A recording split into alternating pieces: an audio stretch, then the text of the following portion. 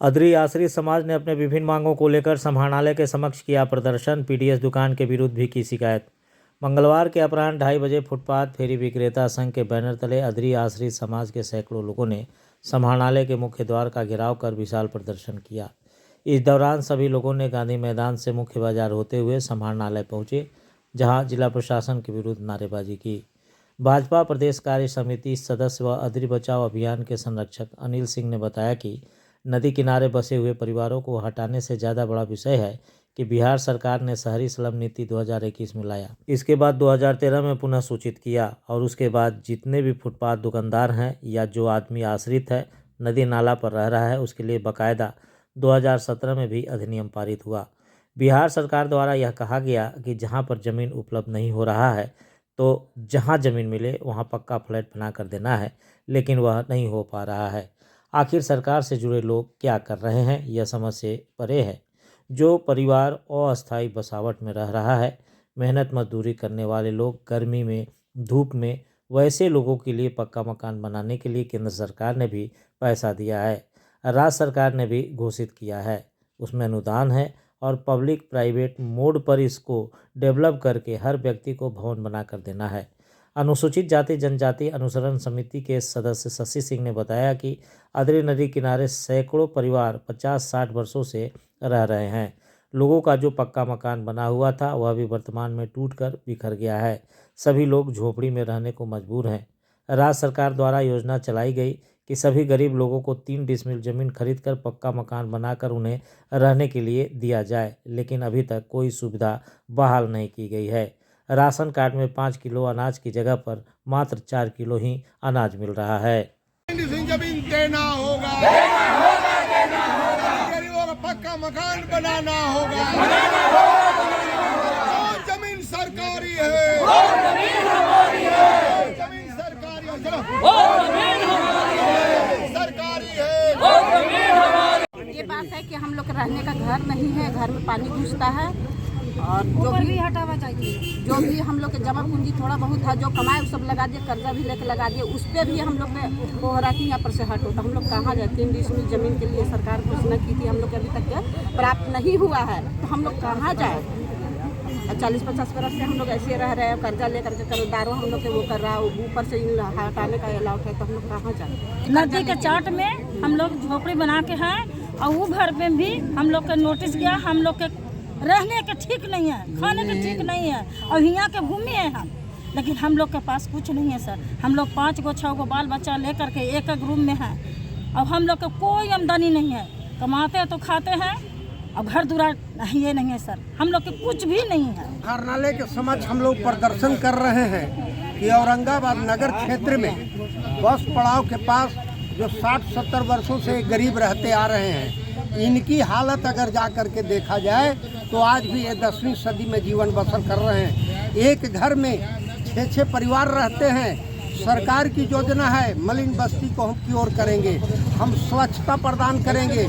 इन लोग की नाली की पानी घर में घुसती है, किसी तरह से खाट लगाकर उस पर सोते हैं, अपने बच्चों को उस पर रखते हैं। न इन लोग का नली का व्यवस्था हुआ, न गली का व्यवस्था हुआ, न इन लोग का पक्का मकान का व्यवस्था आज तक हुई। यहाँ के नगर के अध्यक्ष को और उपाध्यक्ष को सबसे बड़ी जवाबदेही है, उस वार्ड के वार्ड पार्षद की जवाबदेही है कि हमारे नगर में अगर मलिन बस्ती है तो उसको हम स्वच्छता प्रदान करें और इन गरीबों को तमाम सुविधाएं हम मुहैया कराएं। आप देखते हैं राशन की जहां तक बात है, ये बड़े पैमाने पर धांधली हो रही है।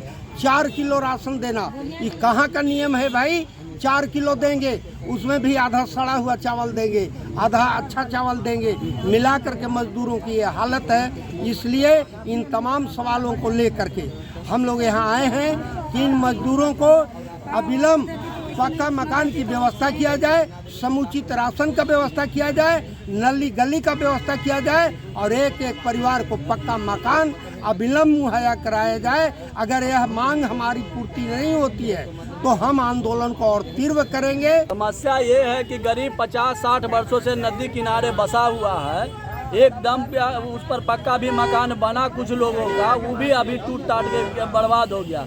एकदम झोपड़ी में रह रहा है। सरकार के केंद्र सरकार एवं राज्य सरकार की योजना है कि सभी गरीब को 3 डिसमिल जमीन खरीद कर और पक्का मकान कर देना है, लेकिन अभी तक कोई सुविधा इसको नहीं गरीब को मिल रहा। उसमें उसके बाद भी राशन कार्ड में 5 किलो मिलना है तो उसमें 4 किलो ही लोग को मिल रहा है, और उसके घटिया चावल मिल रहा है और गेहूँ तो मिल भी नहीं रहा।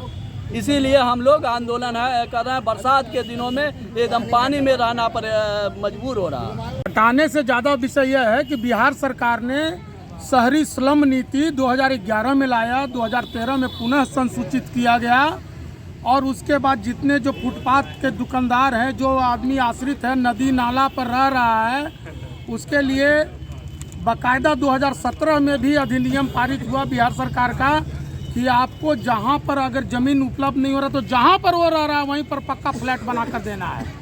लेकिन वो नहीं हो पा रहा है, क्रियान्वयन नहीं हो रहा है। मालूम नहीं यहाँ का जो नगर प्रशासन है क्या कर रहा है।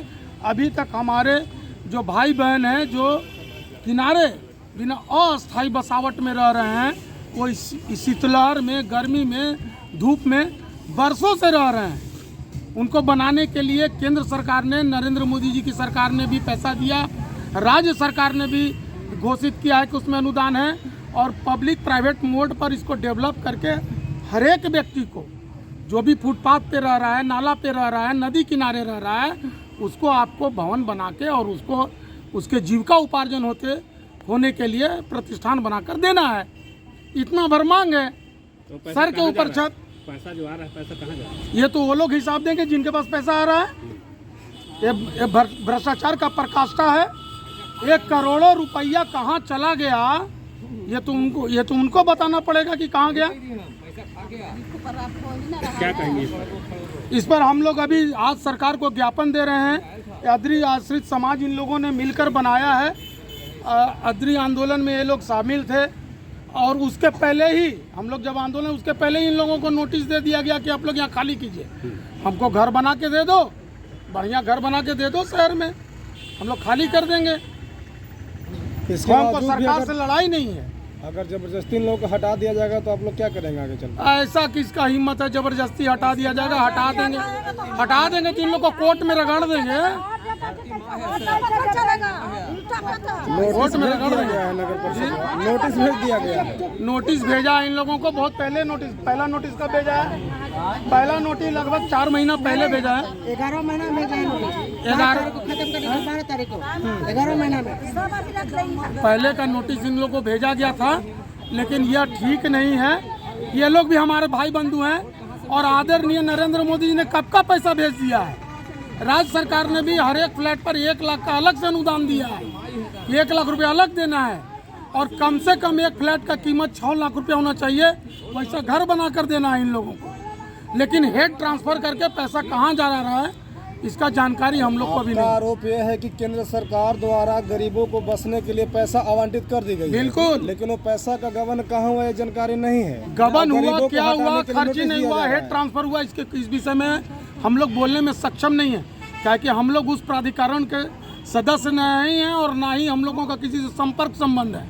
हम तो गरीब जनता जो किनारे नदी नाले फुटपाथ पर बसे हुए हैं, जो गर्मी सर्दी शीतलहरी में आराम से वहाँ पर प्रकृति का कोप भोग रहे हैं, उनके लिए जो आदरणीय नरेंद्र मोदी जी ने और नीतीश जी ने जो पैसा आवंटित किया नगर परिषदों को, वो पैसा उन लोगों ने मालूम नहीं क्या किया।